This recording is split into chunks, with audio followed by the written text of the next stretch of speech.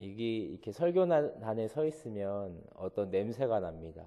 어떤 냄새가 날까요? 어떤 냄새가 나는데 무슨 냄새가 날까요? 예? 좋은 냄새. 어떤 게 좋은 냄새일까요? 이 꽃 냄새가 이렇게 은은하게 이렇게 지나다니다 보면은 이렇게 나요. 주일날에도 이렇게 지나가다가 무슨 냄새인가 무슨 어떤 문득 이렇게 냄새가 나는데 무슨 냄새가 보니까 이 꽃 냄새라고요. 매일 뒤에 앉으신 분들은 이렇게 꽃 냄새를 잘 못 맡으시겠지만은 앞에 계시다 보면은 꽃 냄새가 우리 왕건사님 꽃 냄새 나시나요? 거기까지? 저희 왕건사님 자리까지도 이제 난다고 하네요. 어, 우리가 때 아닌 봄 향기로 이렇게 추운 몸도 녹이고 또 아직 겨울이 끝나진 않았지만 이 추운 겨울 마음만은 따뜻한 그런 겨울로 보내길 소망합니다.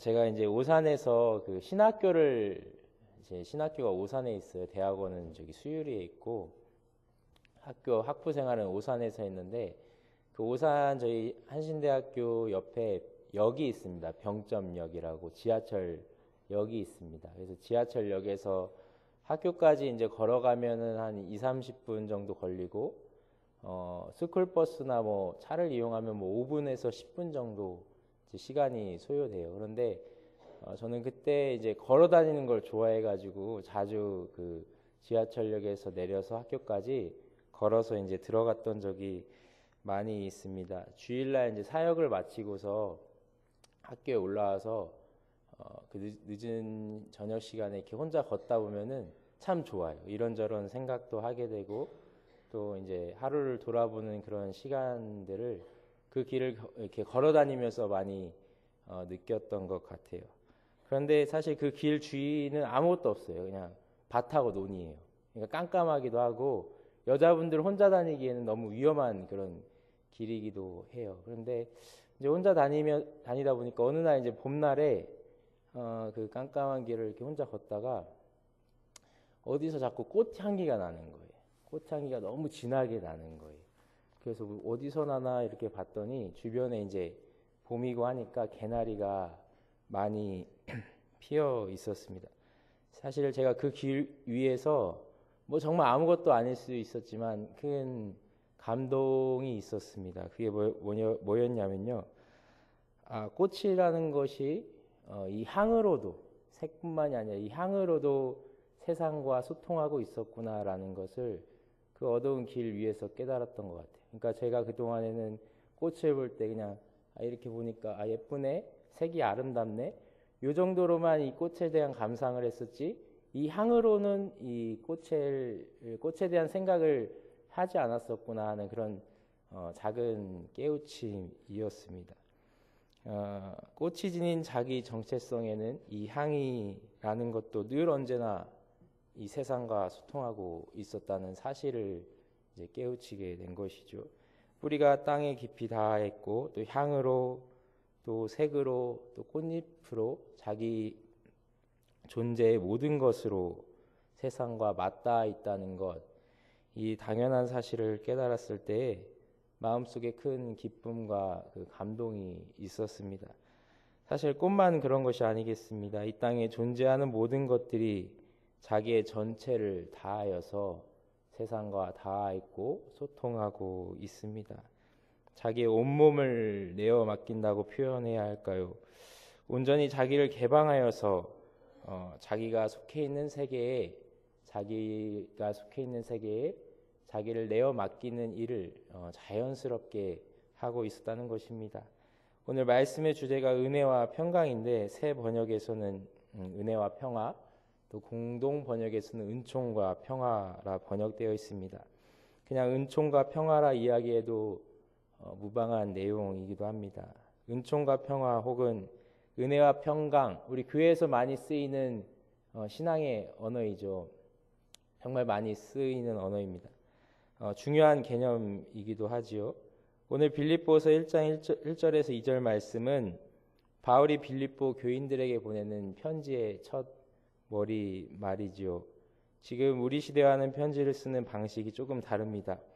요즘 편지를 쓸 때 어떻게 쓰죠? 우리 편지를 손편지를 너무 오랫동안 안 써보셨던 분들도 계시는데 저는 가끔 쓸 일이 있습니다. 예, 본의 아니게 가끔 쓸 일이 있는데 편지 쓸 때 뭐 저희 보통 일반적으로 쓸 때 누구누구에게 이렇게 들어가고 그 다음에 내용이 들어가고 그 다음에 뭐 마지막에 누구로부터 이렇게 이제 손편지를 쓸 때는 보통 일반적으로 그렇게 편지를 쓰지요. 근데 바울 시대의 이제 풍습에 따르면 바울은 서명하기, 그러니까 편지를 쓰는 사람에 대해서 먼저 밝히고 있고 그 다음에 수신자가 누구인지 그 다음에 쓰고 그리고 인사말, 짧은 인사말로 이루어진 세 부분의 이러한 편지의 첫 머리를 이용합니다. 본문 말씀을 보면 쓰는 사람은 그리스도의 예수의 종 바울과 디모데, 그리고 그 편지를 받는 사람들 빌립보에 사는 뭐 성도와 감독과 뭐 집사들, 그 다음에 뭐 평화를 빕니다라는 그런 인사말을 전하고 있습니다.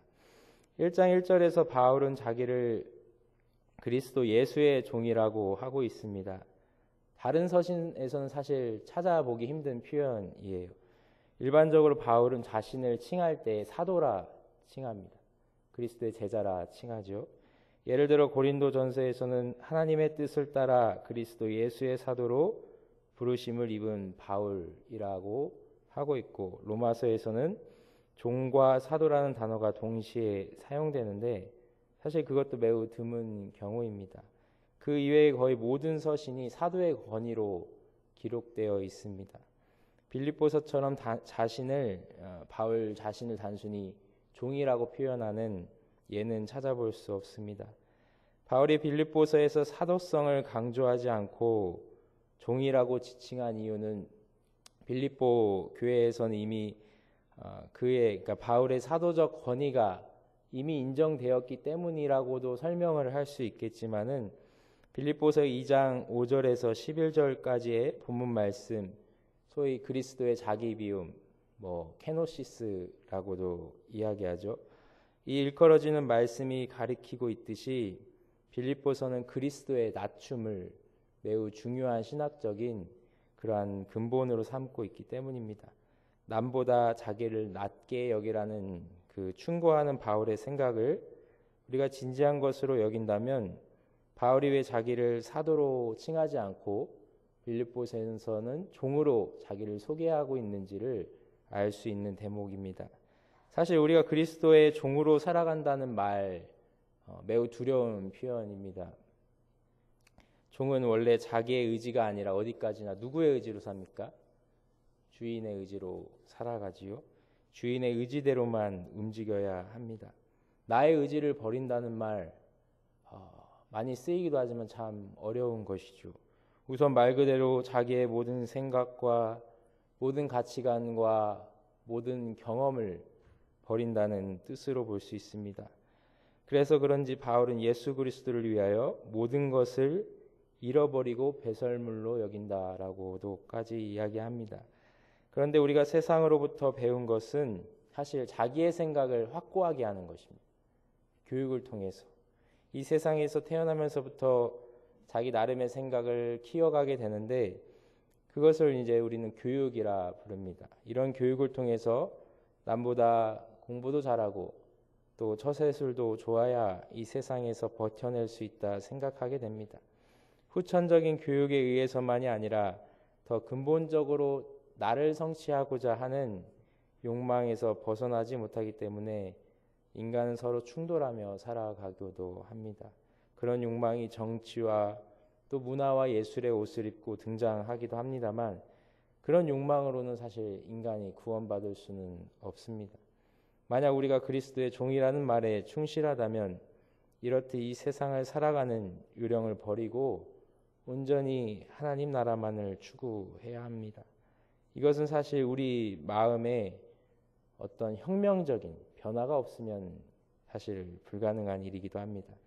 그래서 세례 요한과 예수님의 첫 말씀이 회개하라라는 말씀이었지요. 우리가 일상적인 경험에 의하면 우리의 일상적인 경험에 의하면 우리의 의지와 생각과 감정들이 얼마나 나 중심적으로 돌아가고 있는지를 우리는 잘 알 수 있습니다.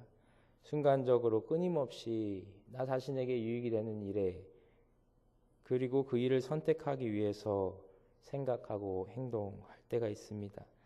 어떤 큰 문제에서만이 아니라 아주 사소한 일에서도 그러한 손익계산서가 작동됩니다. 심지어는 신앙생활에서조차 우리는 자기의 생각과 의지를 관철시키기 위해 애를 씁니다. 따라서 우리가 그리스도의 종으로 살아간다는 것은 어쩌다가 신앙적으로 뜨거워지는 그러한 경험만으로는 부족한 것입니다. 우리의 의지가 완전히 무력화되고 오직 하나님의 뜻만이 이루어지는 세계가 한두 번의 신앙 체험으로는 될 수는 없지 않겠습니까? 이론적으로도 그렇고 실제적으로도 그렇습니다. 결국 이 문제는 우리의 도덕적인 또 인간적인 인격적인 노력이 아니라 그리스도와의 일치를 통해서만 해결될 수 있습니다. 말하자면 그리스도를 사랑하는 것만큼 우리가 우리의 생각을 접어두고 그의 뜻을 따를 수 있다는 것입니다. 그렇다면 종됨이란 말은 기독교 신앙의 어떤 한 특성을 이야기하는 것이 아니라 그 신앙의 우리 그리스도교 신앙의 존재론적인 기초를 가리킨다 볼 수 있습니다. 바울이 쓴 빌립보서의 수신자는 빌립보에 사는 모든 성도와 또는 감독들과 또 집사들입니다. 이런 내용은 이미 그 당시에 감독과 집사들이 빌립보 교회에 존재했었다는 것을 알 수 있는 대목입니다. 그 당시에는 교회의 이름을 모두 지역에서 따왔습니다. 물론 그 당시의 교회의 상황이 오늘 우리의 상황과는 전혀 다르기 때문에 그렇게 단순한 이름으로 불려질 수 있었습니다만 빌립보에 사는 모든 성도들이 바로 교회였고 또 로마에 사는 성도들이 교회였습니다. 에베소에 사는 성도의 무리, 또 골로새에 사는 성도들의 무리, 또 고린도에 사는 성도들의 무리가 교회 그 자체였다고 볼 수 있습니다. 빌립보 교회의 설립 과정은 사도행전에 기록되어 있습니다. 바울은 소위 제2차 선교 여행 중에 빌립보에 이르게 됩니다. 그리고 1차 선교 여행 시에 동행하였던 바나바와 헤어진 후 바울은 실라를 데리고 우선 소아시아를 순방하기 시작합니다. 그곳에는 1차 때 조직된 신앙의 공동체들이 조금씩 제 모습을 갖추어 가고 있었습니다. 그곳에서 대충 일을 마친 다음 비잔티움으로 가려고 했으나 여의치 않게 됩니다. 그는 드로아 항구에서 밤중에 한 환상을 보게 되고 마게도냐 사람이 도와달라는 호소를 듣게 됩니다. 그것을 하나님의 뜻으로 생각한 바울은 결국 배를 타고 마게도냐의 관문인 빌립보에 들어가게 됩니다. 그것이 갈릴리에서 시작된 예수 그리스도의 복음이 20여 년 만에 최초로 유럽에 전파되는 순간이었습니다. 대략 기원 후 한 50년경의 일이라고 합니다. 바울이 유럽의 복음을 전한다는 원대한 꿈을 안고 첫 발을 내디딘 빌립보 성은 로마의 식민지였습니다. 성서학자들이 설명하는 바에 따르면 빌립보는 원래 작은 우물이라는 뜻의 크레니데스라는 이름으로 불려지고 있었는데 필립 2세가 그 마을을 식민지로 만들고 기원전 356년에 자기 이름을 따서 새롭게 이름을 붙이면서 그 마을이 발전하게 됩니다. 바울이 활동하던 시기에는 동서 문화의 거점으로서 상거래도 상당히 활발하게 이루어진 도시이기도 합니다. 바울은 주로 이러한 중요 도시를 거점으로 복음을 전합니다. 바울이 이런 빌립보 교회에 보내는 인사 가운데 은혜와 평강은 바울의 이름만큼이나 우리에게는 익숙한 단어입니다.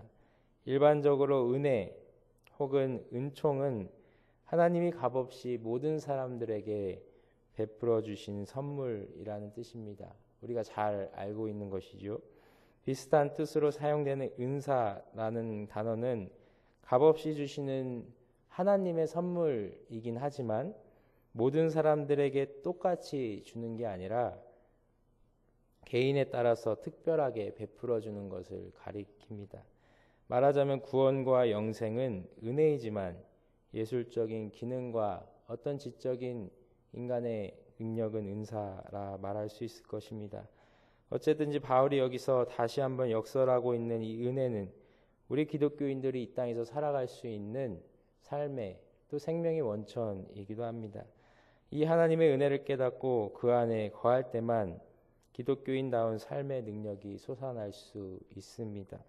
잠시만 생각해 보아도 우리 인간이 살아가는데 결정적으로 중요한 것은 인간 자기의 능력으로 생산해 낸 것이 아니라 모두가 값없이 선물로 주어지고 있다는 것이 명확합니다.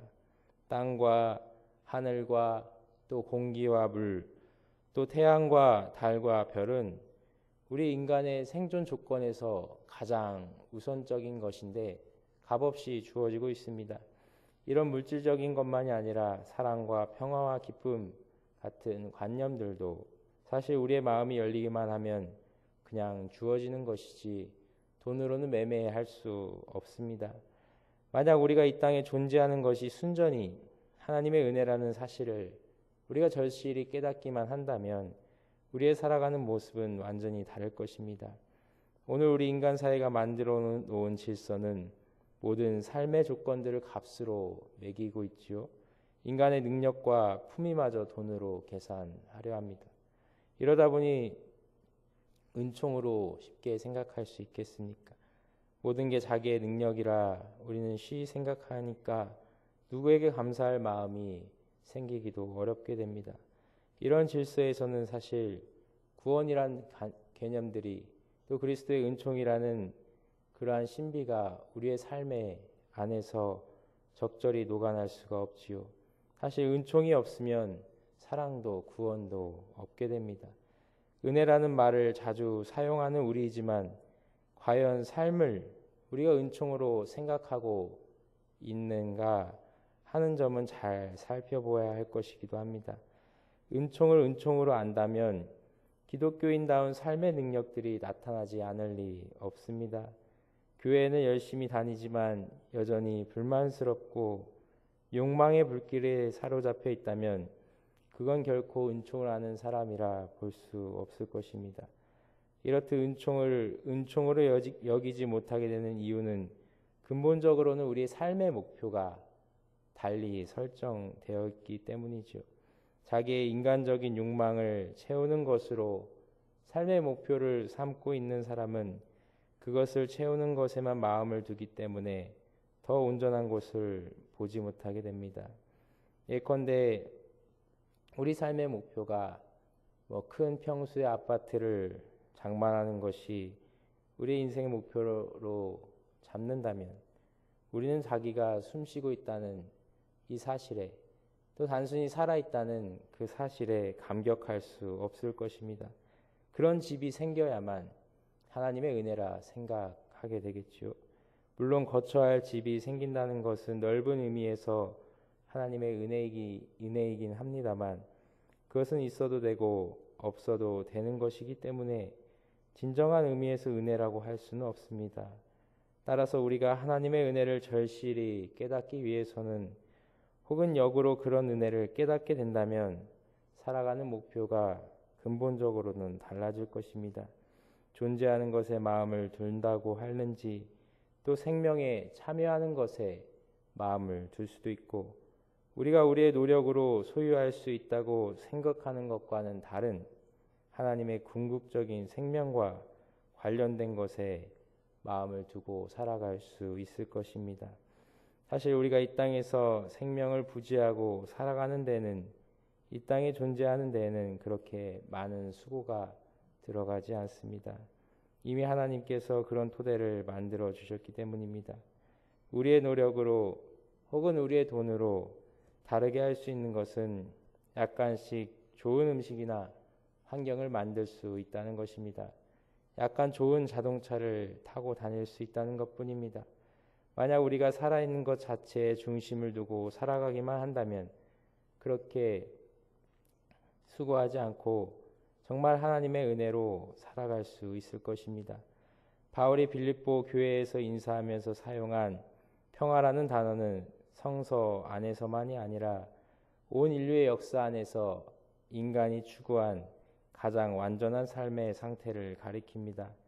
인류의 역사는 전쟁과 다툼의 연속이었기 때문에 아무리 화려한 문명을 일구어낸 사회라 하더라도 완전한 평화를 이루어가지 못하였습니다. 오히려 그 반대였지요. 바울 당시의 로마 문명은 전형적인 군사 문명입니다.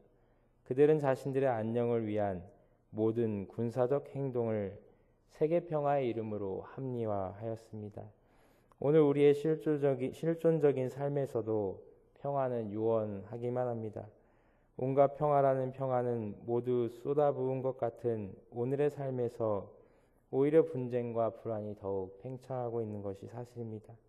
우리는 좋은 면에서나 또 나쁜 면에서 어느 한순간에도 경쟁 심리에서 벗어난 적이 없습니다. 무한한 경쟁 구도 속에서 살아가는 우리가 평화를 경험한다는 것은 참으로 어려운 것이지요. 만약 평화를 경험하였다 하더라도 그것은 자기 성취에서 오는 아주 짤막한 만족에 불과합니다. 우리는 그런 것을 평화라고 말할 수는 없습니다. 참된 평화는 영적인 차원에서 하나님과의 관계에서 주어지기 때문입니다. 하나님과의 평화라는 말은 우리의 죄로 인하여 나뉘어졌던 하나님과의 관계가 다시 회복되어 하나님과 하나가 된다는 뜻입니다. 다시 회복되는 길은 죄가 해결되는 데 있습니다. 우리 자신이 죄인이기 때문에 우리 스스로는 죄를 해결할 수 없지요. 우리를 대신하여 죄를 해결하신 분이 바로 예수님이며 이 예수님을 믿는 사람은 죄를 용서받게 된다는 것이 우리 기독교의 근본적인 신앙의 고백입니다. 우리의 노력이 아니라 하나님의 은혜로 예수님을 믿고 용서받고 구원받기 때문에 이것보다 더 기쁜 소식이 없는 것이지요. 이것이야말로 복음의 근본적인 전하는 내용입니다. 이런 복음을 받아들이고 살아가는 사람들은 하나님과의 평화를 이루고 모든 사람들과도 평화를 이루려 애씁니다. 우리의 마음속 깊이 뿌리내리고 있는 이기심이나 또 자기 집착이나 욕망을 생각해 보면 아무도 죄와 관계없다고 말할 수 없습니다. 우리는 우리에게 다가오는 모든 기회를 이용하여서 자신을 성취하려 애를 쓰다 보니까 아주 쉽게 상대방을 배려하지 못하고 또 파괴할 때가 있습니다. 우리가 실제로 범죄 행위를 감행하지 않는 것, 어떤 실정법이나 교양과 윤리 같은 질서나 관습들이 우리를 억지로 지탱해주고 있기 때문이기도 하지요. 이런 것들은 그 토대가 너무도 빈약하여 순식간에 우리를 내팽개치기 때문에 우리는 그것에 근거하여 살아갈 수 없습니다. 근본 문제를 해결할 수 있어야 하지요. 예수님을 통하여서 하나님과의 평화를 발견하는 것입니다. 이런 점에서 우리 각 사람과 세상이 평화로운 삶을 원한다면 하나님이 인간이 되신 기쁨 안으로 깊이 침잠해야 합니다. 그런 기쁨의 영역과 순간이 늘어갈수록 평화도 역시 우리 삶에서 그 날개를 늘려갈 것입니다. 설교 첫머리에 잠시 전하였듯 자연의 생명들을 가만 살펴보면 자신의 전체를 다하여 세상과 소통합니다. 그 방법이 하나라도 막힌다면 생명을 길이 보존할 수 없음을 스스로가 잘 알고 있습니다. 꽃의 뿌리는 땅과 소통하고 또 잎은 빛과 소통하고 꽃은 다음 생명의 보존을 위해 여타 다른 생명과 소통합니다. 이렇게 자신의 생명을 보존하며 살아갑니다. 이 세계의 피조물들이 피조세계를 향하여 자신을 온전히 개방하듯 우리 신앙인들도 온전히 하나님의 은총과 평화를 향하여 나 자신을 개방할 수 있어야겠습니다. 왜냐하면 그것이 우리의 영원한 생명의 길이 되기 때문입니다. 숨통이 되는 것이지요. 하나님의 은총과 평화는 우리가 소유할 수 없는 것이기도 하고 또 거부할 수 없는 것이기도 하고 우리의 기호대로 취사 선택할 수 있는 것도 아닙니다. 우리가 할 수 있는 것은 꽃이 세계를 향하여 자신을 온전하게 열어 젖히듯 우리도 하나님이 우리에게 내려주시는 은총과 평화를 향하여 온전히 나의 자아를 개방하는 일뿐입니다. 나의 자아가 탐욕과 자기의 애에만 사로잡혀 있다면 바울이 이야기한 하나님과 그리스도로부터 오는 은총과 평화를 우리는 누릴 수 없습니다. 곰곰이 생각해 보았습니다. 인간은 일반적으로 어느 때 무엇을 또 무언가에 향하여 자신을 온전히 내어 맡길 수 있을까? 온전히 내어 맡긴다는 의미는 온몸을 드리는 것뿐만이 아니라 인간의 정신과 몸과 영적인 존재까지 내어 맡기는 일, 즉 자신의 존재 그 자체, 그 전체성을 맡기는 일을 말합니다. 어느 때일까 생각해 보았는데 그냥 제 생각에는 이 땅의 생명으로 태어날 때 그리고 죽음에 이를 때 이때뿐이지 않을까 생각해 보게 되었습니다. 세상에 태어날 때건 죽음에 이를 때건 자신의 힘으로는 아무것도 할 수 없는 순간이기에 그저 자신의 전체를 향해 다가오는 그 현상에 대하여 내어 맡길 수밖에 없습니다. 불가항력적인 것이죠. 갓난아이가 어미를 온전히 신뢰하여 자신을 완전히 내어 맡기듯 우리의 탄생과 소멸의 시간에서만큼은 우리는 나 자신의 전체성 혹은 온전한 나를 맡길 수밖에 없습니다. 물결 위에 떠다니는 조각배처럼 온전히 자신을 맡길 수밖에 없는 것이지요. 인간의 의지와는 전혀 상관이 없는 것입니다. 신앙인이 고백하는 하나님의 은총과 평화에 대한 체험도 이와 같을 것입니다. 나의 의지와는 전혀 상관없이 내려지는 은총과 평화에 대해 우리는 아무것도 할 수 없음을 고백하는 존재가 되는 것. 신앙의 삶을 사는 신앙인들이 하나님의 은총과 평화에 나를 개방하는 일은 내 의지가 아니라 이 또한 성령의 감동으로 이루어져야 할 하나님의 은총이기도 합니다. 하루를 살되 하나님이 주시는 그 은총과 평화에 온전히 나를 내어 맡길 수 있는 그러한 은혜가 있기를 바랍니다. 물결 위에 온몸을 내어 맡기는 동력 없는 배처럼 또 부는 바람에 그저 흩날리는 꽃처럼 이러한 은총과 평화를 우리 생에 단 하루라도 누릴 수 있는 저와 여러분들이 되기를 간절한 마음으로 소망합니다. 기도드리겠습니다.